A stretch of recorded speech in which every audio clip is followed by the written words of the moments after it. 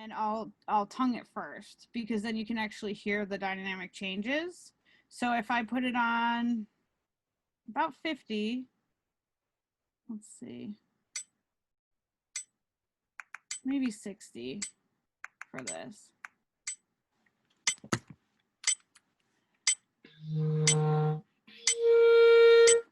Okay, so if I go from,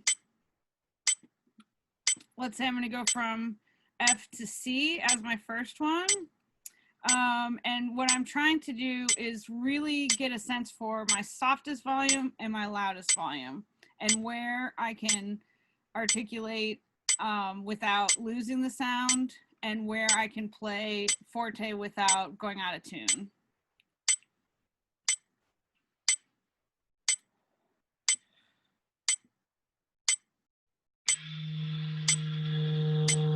Oh, sorry. I said I would tongue it first. I usually do these slurred, but I'll go ahead and tongue it so that you're actually hearing the different gradations. So I'm doing an 8 count. I'm going to stop it for 1 second so that you can hear what I'm doing. I'm doing an 8 count. So I'm going to count to 8. 1, 2, 3, 4, 5, 6, 7, 8. And then I'm going to jump up the 12th, and then I'll do 9, 8, 7, 6, 5, 4, 3, 2, and then on 1 I jump back down. And I'll do it more than once so you can hear that. So I'm sort of going 8, and then I jump up on 9, and then I come back down the 8 to be able to get down to the F again. So I'm going up, using the register key, I'm going up a 12th.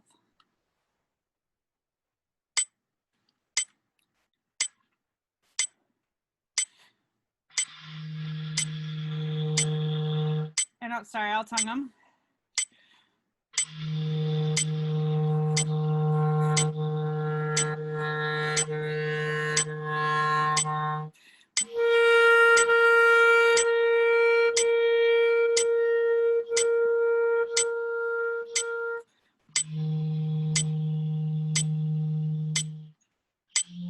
Okay, so now I'll do it slurred so you can hear that.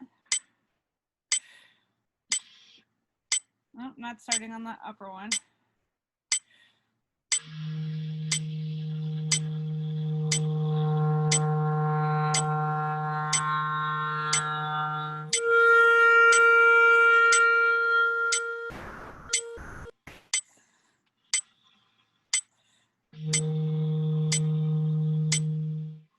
Okay, getting a little oversoaked already. So then I'll go up chromatically from there, just working up my 12ths up to about G. And I found those to be the most helpful long tones for clarinets. That's why I wanted to talk about those. I do work my way up though. I'll do from 1 to 5 and then 5 back to 1, maybe starting at C and going down, and then C and going up, so that you're hearing it for the different registers. And I'll sort of rotate, so I'm not doing long tones for, you know, more than 10 minutes or 5 minutes or a minute, depending on if, you know, 6th, 7th grade, like a minute is a long time. So you want to just start incrementally. Let's see. I can also do, if you'd like, just the one starting on C that I mentioned, so that you're hearing some 1 to 5 to 1. So I would do from C, and I'm just going to stay on the C. I do 2 ways. One is starting tonguing, then slurred, and then I tongue 3 times. This one is sort of for response on the last 3. And then I flip it and I do slurred, tongued, and then I hold. So I'll usually do the tonguing ones for going into the low register, and then the hold for the high register for intonation. So if I do just starting on C, and I would do these, yeah, about 50 or 60. So I will put the metronome on so you hear it.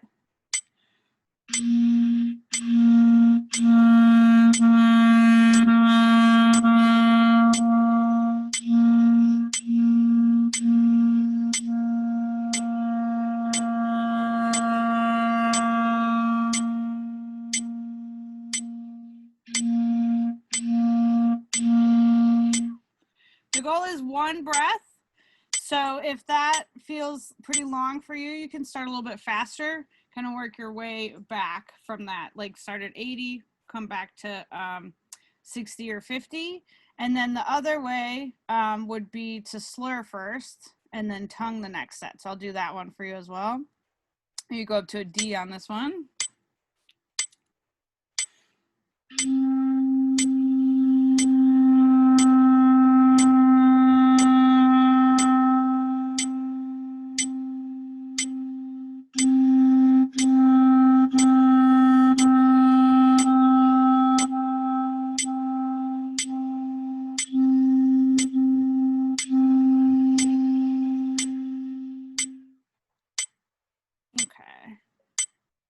So those are ones I try to rotate and do every day. I think it really does help with being able to work on your endurance and breathing. Sometimes I'll turn the tuner off and I'll do it with a drone. So I'm just hearing the pitch. Other times I'll do it with a tuner on to see where I am pitch wise. So any questions about those, or any warm up specific questions, or do we think about things that we put into our practice sessions? We have about 9 minutes, so feel free to ask anything that you think would be helpful, and I'm happy to answer. So are there certain apps or programs that you would recommend, since it's likely that my students will probably be distance learning with me, that you would recommend? They're either free or low cost? I know a lot of band directors use Smart Music, and I'm not exactly sure of the price. I know that the students do have to buy their copy. I do find that there's some inaccuracies as far as like using it 100% for grading. I had actually a Campbell student in the prep department that her and her sister both had it, and they were very smart. They took one computer and played it for the other one, and Smart Music scored itself a 76%. So I wouldn't use it 100% for grading, but I think as far as getting them to play and play along, it has play alongs in there. It has a metronome feature. It has where they can hear the instrument or with the full band. I think those are really helpful, because then they feel like they're still playing with the ensemble, even if they're not able to with distance learning. Yeah, I think it's really difficult for musicians. I think what I've found that helped this semester was that I started doing like a live concert once a month. And I feel like at least then people have an opportunity to perform, because I think that when you take the performance opportunity out of it, I think people really start to wonder why they're doing it. So being able to have them maybe just submit a small short recording that is shared might be something that would pique their interest, especially if they're playing for each other. You know, they're a lot, it seems to me at that age, they're a lot more interested in each other than necessarily like worried about playing for us. So I think that might sort of put the fire under them to really practice, as if they know that they have to play for their other classmates. So I don't know how often you'd want to do that, but I do think that if we end up not having concerts for the fall, like that would be something I think that would definitely help them to keep going. So I think without the concerts monthly, I felt like I think that some people were starting to kind of burn out a little bit, because they didn't have the opportunity to perform it. And especially that age, it's hard to like keep practicing if you don't have an end in mind. So even any age, it's hard, you know. So I think it's different, I feel, than the arts for like, you know, a lot of times painters paint by themselves, and that's normal. But musicians, we're supposed to make music together. So I think that as much as you can, trying to just keep them, you know, hearing each other, even if it's just single recordings, I think that helps. I did hear of this summer. I've done a festival in the past as a faculty member where they they didn't have it this summer, so it was abbreviated or less faculty. But what they did was they sent out a conducting video to all the students, and then they had a certain amount of time, and they had to submit their recordings, and they took all the recordings and they edited them, and then they put them out as a live stream. So I think that's very involved, but it is an option for a substitute for performing. So good question. Yes. One more. Are there, I guess, apps that you might recommend that would be free or low cost for students to practice along with? Like, I noticed you were using the metronome. I wasn't sure if that was a physical metronome or not. And like, I teach in a rural kind of poor county, so I want to find as many low cost or free options as I can for my students to kind of level the playing field, because smart music is not an option for my kids at all, period. I think there's a lot of free apps for sure. I think there's definitely free tuners and free metronomes. I think other than that, there's probably 99 cents.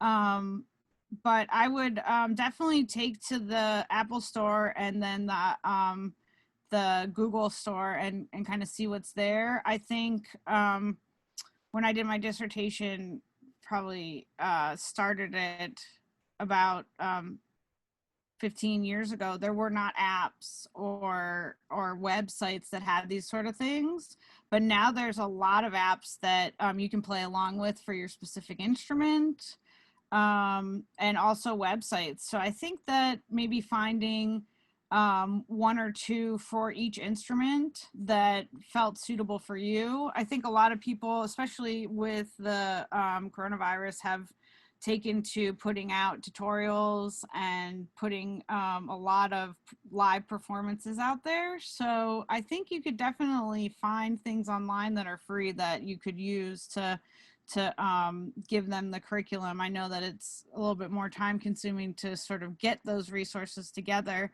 but you might find that it's something that is invaluable for the future. And the startup, I know, is a little bit more time consuming, but after that, I think that it's something that is priceless. So I think as far as specific apps like that, I think across the board, I wouldn't necessarily say that there's anything I recommend, but I would say that, you know, giving them different options for videos on YouTube and just things that they to listen to for their specific instruments. I think all of those things would be beneficial to them for sure. I use the Google Drive a lot, so I have found that if I do certain things, I can share my screen actually to kind of show you what I've done for the across the board, which I think it's free and helpful for that. Is it? Can you see my computer? We can see your whiteboard. If you click out of Zoom, we should be able to see your screen. Oh, okay. How do I do that? Like that? Can you see that? No. Try clicking like on the internet if you're trying to get to Google Drive. Okay, like I'm in Google Drive now. Okay. I think you have the whiteboard on. Okay, so I'm just trying to do a regular screen. Okay, so it gave me whiteboard or okay. Make sure Yes. you have the file that you want to access. Okay, I think it was just trying to decide between Google and Safari was the issue. There you go. So if I look at sort of what I've done is set up, and I just did a numbering system from highest to lowest woodwinds, a folder for each. So you could create something like that where you have for each instrument, since we're in a clarinet masterclass, I'll show you I have student folders, so individual folders, listening for different levels, fun stuff. I have like Star Wars and jazz in there. warm-ups for all of the instruments, and then etudes, solos. I put all the all district things in here, so you could get them going on their all district solos. And then I also always do some excerpts and ensemble things, fingerings and trills, and then general information. And then sort of have just gone across the board for the brass as well. And then I do have another site for voice, piano, guitar, ukulele. So I'd be happy to share those if you want, so that you Yeah, can see. if you want to send me the links, Dr. Muehrcke, I can definitely share those and get them to Dr. Phillips. Okay. But we are about out of time for today. That makes sense. Um, Any burning desire questions? Okay. All right. Dr. Great. Muehrcke, thank you so much. Thank you so much for having me, Dr. Phillips. It was very Oh, enjoyable. no problem. Just make sure that you unshare your screen because we just see your, there you go. Okay. Thank you. I'm sorry. I was waving at my screen. So have all of you, and if you have any questions, please feel free to contact me through the Campbell email. I've also offered for any of the clarinets, oboes, bassoons. If you're interested in applied lessons, I'd be happy to give you a free Zoom lesson before school starts or anytime. So feel free to contact me for that as well. Thank you so much, Dr. Muehrcke, for all the information that you gave us today. If you want to type your contact information so people can get in contact with you in the chat box, as people are leaving the session, they can see that. So if you guys want to join us, there's a drumline masterclass at 11, along with Mr. Winter will be on this stream, talking about horn and everything that has to do with that. So thank you for joining us today. Thank you very much. We'll take a 10-minute, looks like maybe 8-minute brief intermission. Have everybody warm up their coffee. Again, I accept donuts and croissants. Not through mail though, but you can deliver. So about 8-minute rest, and we'll come back very soon. Thank you for everybody joining us today. And just a reminder, like Caitlin said, we have a horn session coming up on this channel at 11 o'clock. There's a drumline masterclass happening on a separate channel, which is in your chat right now. At noon, we have a sax masterclass with Dr. Ray. At 1 o'clock, I will be doing a session on alternative careers in music in the biz. At 2 o'clock, we'll have a session on the Flip Folder app. And 3 and 4 o'clock, we have 2 separate sessions on the Ultimate Drill Book with Josh Goff at the University of Texas. So stay tuned, and we'll see you soon.